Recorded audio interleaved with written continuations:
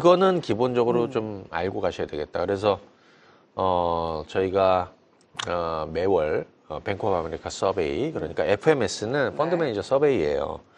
그들이 어떻게 보고 있느냐, 시장을 어떻게 바라보고 있느냐, 이게 중요한 거니까 이것도 중요하죠. 물론 이들을 좀 앞서가는 전략이 있습니다. 이 뒷부분에 결론이 있는데 재미납니다, 여러분들. 좋습니다.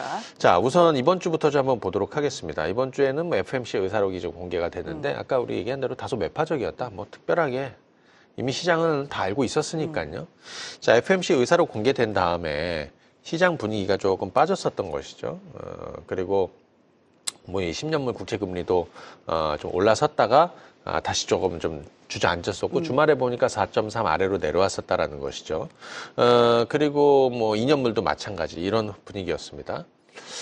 그런데 시장의 분위기를 바꿔놓은 거는 역시 엔비디아였습니다. 엔비디아. 매출이 220억 달러. 어마어마합니다. 주당 수익이 4억 달러였습니다. 잘 보시게 되면 이거 좀 복잡해 보이지만 이렇게 보시면 돼요. 이쪽은 데이터 센터.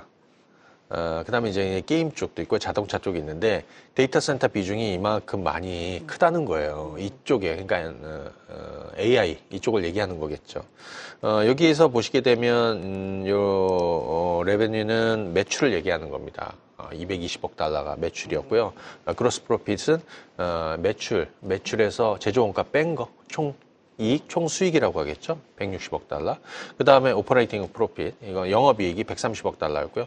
요거는 순이익이었습니다. 그래서 이쪽에서 정말 엔비디아가 폭발적인 성장을 하고 있다. 이렇게 보시면 되겠죠. 뭐 시장을 엔비디아가 사실 좀 주도하고 있는 이런 상황이고요. 다만 현재 상태를 우리가 피어인 그리드로 보게 되면 미국 증시도 사실은 그리드, 사실은 굉장히 좀 탐욕, 과열이란 얘기예요. 그죠? 네, 과열이란 얘기입니다.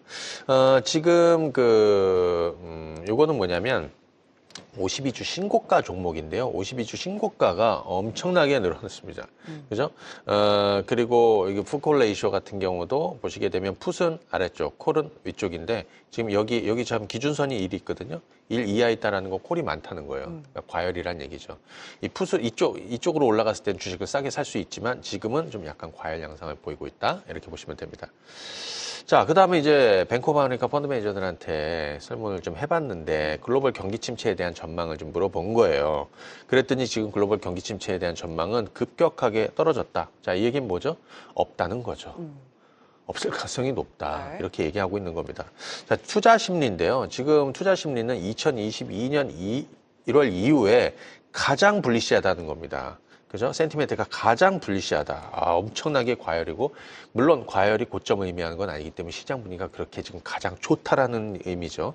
여기 보게 되면은, 여기가 지난 저점이었던 SBB 실리콘 밸리 은행 이쪽 사태가 있었던 거고요. 여기가 이제 코비드였고요. 여기는 글로벌 금융위기였습니다. 어찌됐든 지금 시장의 어떤 분위기가 투자 심리는 급격하게 살아나고 있기 때문에 당장엔 과열 양상이지만 사실은 아직 뭐 꺾였다는 신호는 없는 거죠. 그 다음에 이거는 글로벌 경제 성장에 대한 어떤 기대감 이건데 2년 내에 가장 강하게 기대감이 올라오고 있다라는 겁니다. 지금 여기에 파란색이 글로벌 경제 성장 기대감인데 빠르게 올라오고 있고요. 파란색은 뭐냐면 S&P 500이에요. 그런데 하나 볼 거는 자, 요런 자리들 한번 보시게 되면 진한 선이 먼저 올라오고 파란 선이 따라 올라오죠. 기대감이 먼저 올라오고 그 다음에 시장이 올라왔는데 지금 같은 경우에는 시장이 먼저 앞서가고 있다라는 겁니다. 그게 차이입니다, 여러분들. 시장은 먼저 앞서가고 있다라는 거. 요거를 한번 주목해서 보시면 될 것 같고요. 네. 그 다음에 요거는 뭐냐면 현금 비중. 캐시 레벨이 4.2까지 4.2%가 또 떨어졌다는 얘기는 이거는 월간인데요. 계속해서 떨어지고 있다는 겁니다. 그러니까 이 얘기는 뭐냐면 주식이나 다른 위험자산 비중이 계속 늘어나고 있다는 거죠. 그죠? 자, 이 부분도 한번 참고를 하시면 좋을 것 같습니다. 그 다음에 요거 한번 보도록 할까요? 테일 리스크. 가장 큰 테일 리스크는 뭐라고 생각하느냐. 이전에는 이제 다른 내용이었지만 역시 아직까지도 또 네. 전달 대비해서 1월 대비해서 지금 높은 인플레이션 이게 가장 문제다. 그러니까 물가 잡기 위한 어떤 정책이 좀 더 이어질 수 있겠다. 그러니까 뭐 지금의 어떤 금리 인하 시가 잠깐 다소 늦춰지는 거고 이런 부분이라는 거죠. 전달 대비해서 좀 많이 늘었습니다. 그 다음에 지정학적 리스크, 그 다음에 시스템 크레딧 이벤트는 이건 상업용 부동산 얘기하는 건데 이쪽의 리스크도 이만큼 커졌습니다. 그래서 결과적으로 좀 따져보면 당장의 금리 인하는 좀 어렵지만 뭐 이번에 뉴욕 연은 총재도 얘기했지만 하반기에는 해야 되지 않냐 뭐 이런 얘기 좀 있는데 뭐 그런 분위기로 여러분들 좀 보시면 되겠다 이렇게 보시면 됩니다. 지금 역대급으로 쏠려 있는 시장 이 얘기를 하는 건데요. 이건 뭐냐면 매그니피센트 세븐에 지금 어디에 가장 몰려 있냐 운집해 있냐 이런 거죠. 트레이딩은 어디서 가장 많이 하느냐. 매그니피센트 세븐에 다 몰려 있다라는 거예요. 그게 전달보다 더 확대가 됐습니다. 그러니까 미국 시장이 저렇게 화랑을 보이고 엔비디아 주가가 폭등을 하고 이러는 것이죠. 그리고 나서 중국 주식은 계속 비중을 줄였고 일본 쪽으로 조금 넘어가고 뭐 이런 분위기가 좀 있어요. 근데 여기서 하나 봐야 될 거는 매그니피센트 세븐 쪽으로 계속해서 쏠려 있다라는 걸 여러분들 보셔야 돼요. 그러면 뒤집어서 지난달 FMS에서는 네. 그죠? 이런 내용이 있었습니다. 상반기에 금리를 내리게 되면 어느 쪽이 가장 아웃퍼폼할 것 같아. 어느 쪽이 가장 유망하다고 보는 게 뭐가 유망하다고 보여?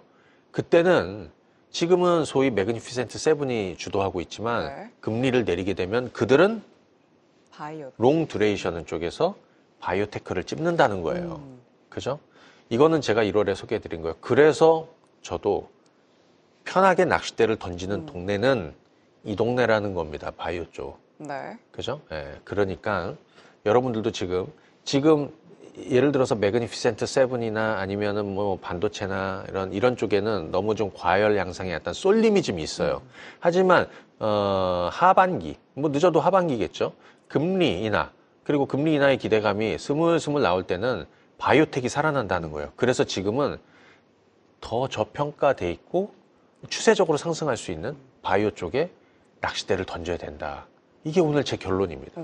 그래서 여러분들은 오늘 잠시 뒤에 진행할 주식 반상회 오늘도 이 국고초 끝나고 진행할 건데 오늘은 스펙테큘러 20 제가 유망 바이오주를 선정한 스펙테큘러 20 이 종목군들이 작년부터 다 검증을 받은 거예요. 알테오젠부터 해서 그죠?